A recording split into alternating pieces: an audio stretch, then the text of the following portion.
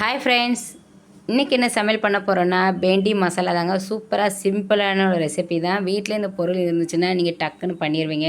எப்போவுமே வெண்டைக்காய் வந்து வலுவலுப்பாக இருக்கும், அது நம்ம சாப்பிட முடியாது. புளிக்குழம்பு, ஒரு பச்சடி, இந்த மாதிரி சுக்கா பொரியல் தான் பண்ணுவோம்.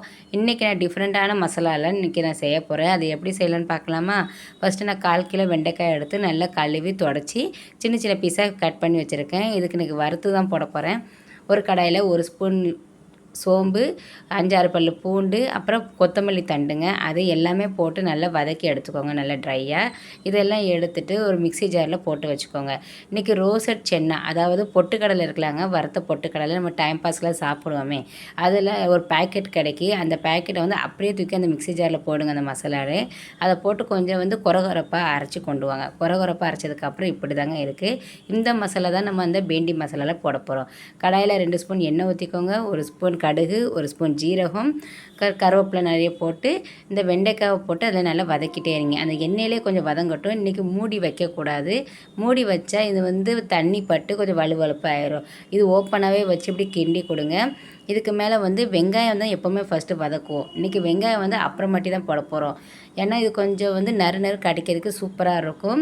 அதில் 1 ஸ்பூன் மஞ்சள், 1 ஸ்பூன் மிளகாத்தூள், 1 ஸ்பூன் உப்பு எல்லாம் போட்டு நல்லா கொஞ்சம் பெரட்டி விடுங்க. இதுக்கு மேலே தான் இப்போ அரைச்ச மசாலாவும் நம்ம சேர்க்க போகிறோம்.